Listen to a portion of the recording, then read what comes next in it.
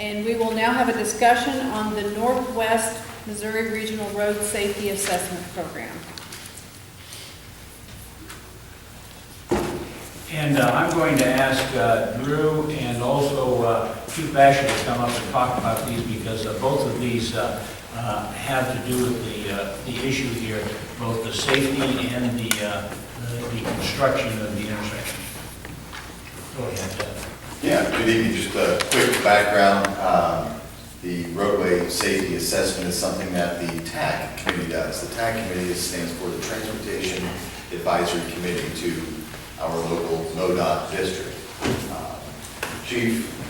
Mayor Chief O'Donnell also serves on the TAC committee, and then every year the committee selects what they view as a priority, whether it's a political or a safety or a design or an engineering or construction concern.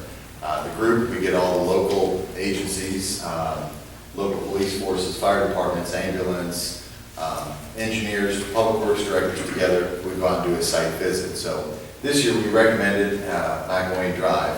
One of the other previous ones was actually the U.S. Highway 36 at Osborne, where the really sharp curve was, where they reconstructed. So because of the TAC committee and the roadway safety assessment, that intersection the improvements were made.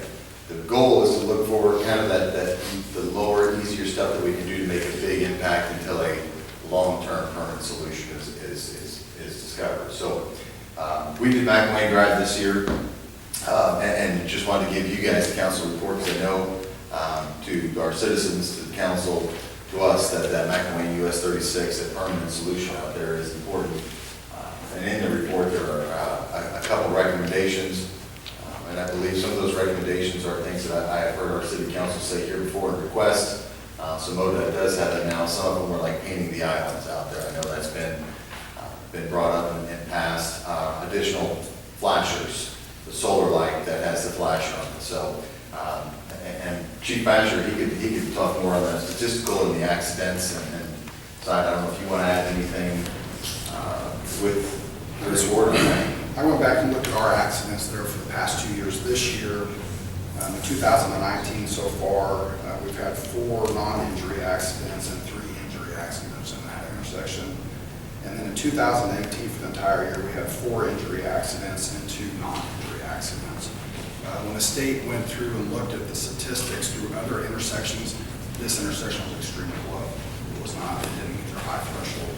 Even though when we do have accidents, it seems like there's a lot of talk about that intersection, and it is a tough intersection to maneuver through. But I think Drew just want to make sure you guys have that information, that several stakeholders are looking into that intersection, trying to see what we can do to make it a little bit easier. It is something that we try to keep continually on the forefront, in front of MoDOT, how important a long-term solution is, and we continue to still look at and work on more permanent solutions with some type of interchange. Of course, the biggest obstacle is funding on that, but it is out there. The counties are aware of it, the RPC, Regional Planning Commission, all the counties around us. We still are aware of it and still trying to move forward and come up with a better and a long-term permanent solution. It's a dangerous issue, but mostly it's confusing. It's probably the most confusing intersection we've got. And I'd like to point out the conclusion on this study. They said that this assessment has been prepared to aid the responsible road authorities in the identification and actualization of prospects to improve safety within the study area. The assessment is based on information available at the time of the review. The suggestions it contains are for consideration only and are in no way intended to serve as a design or operational recommendations. So what we've got is we've got information, but we don't have a recommendation on it. And that's what Public Works and the Police Department will continue to work on to see what a better long-term solution is for that. Anybody have any questions? I have a question, Mayor. Okay. And Drew, you may not know the answer to this question. I know you and I worked on it personally whenever I worked for the city. Yes. My question to you is, in the state of Missouri, I believe that's a type 1 intersection. I believe so. Is that the only type 1 intersection now in the state of Missouri since they fixed the one north of Columbia on 63? The answer is yes. Okay. Just so you know. Yes. So we're the only one that still had that type 1 intersection, which MoDOT has said is one of the most dangerous type of intersections that you can about have in the state. So I'm really glad you guys are working on this. Unfortunately, I've had the opportunity to work some really bad accidents that don't show up in the study. And it needs to be fixed. We've been trying to do this for like 15 years. Yeah. It needs to be fixed. Elaborate. Just a couple of questions, Okay. Mayor. What is the likelihood we'll get some solar flashing lights out there, something that says caution intersection ahead? I mean, anything to get them slowed down? That was brought up in the study, and this, from what I kind of got, they were kind of worried about too much flashing out there, that people just get complacent with a lot of stuff like that. But that was something they looked into, of putting some more warning signs as they're coming into town.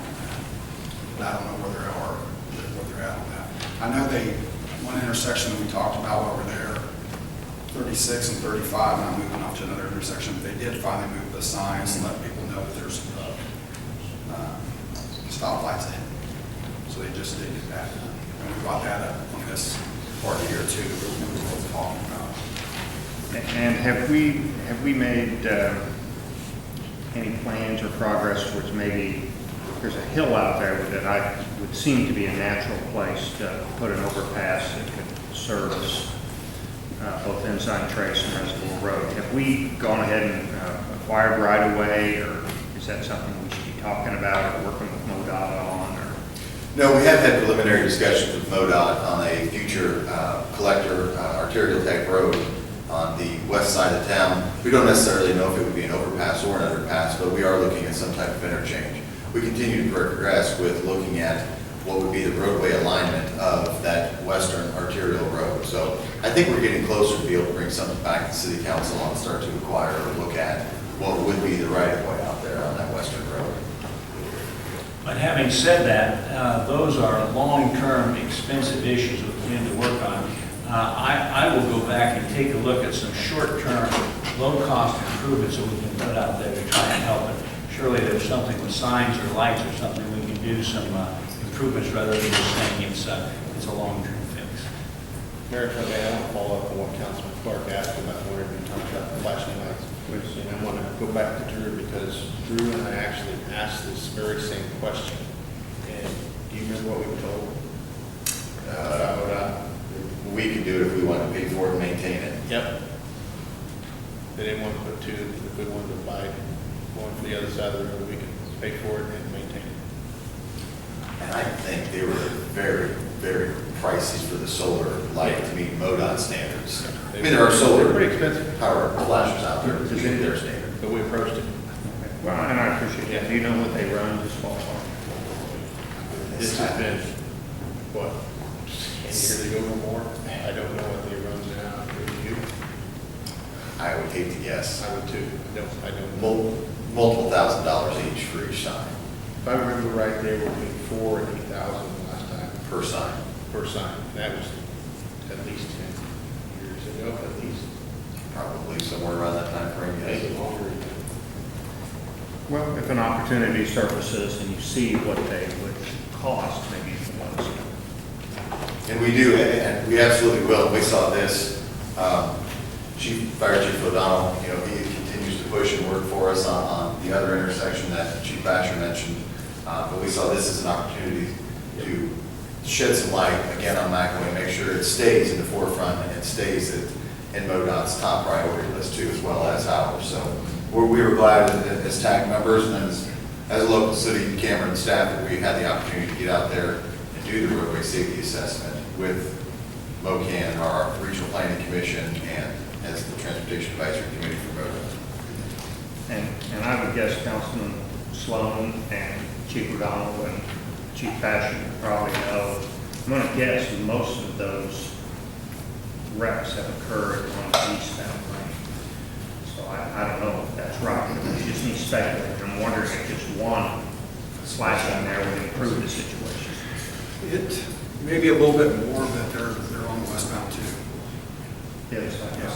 All right. People coming You off. would of be that. more. We even made a suggestion, it's actually in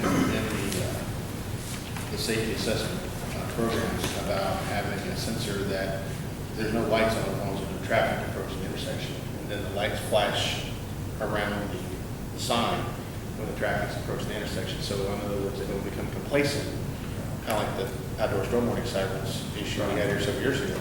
They won't become complacent whenever they see the sign. So in other words, no traffic coming, lights off, traffic coming, lights are blinking. It's kind of what they did on 63 before they ended up making it was that Wisconsin J? Turn that. Oh, Yeah. they're J turns, but sometimes referred to as Michigan U turns. Michigan, that's kind of. But it's a J See, I turn. told you, I get old, it's been too long. But yeah, so that's what they did down in 63. But, thank you. Thank you. Thank you. Thank you both for keeping this at the forefront.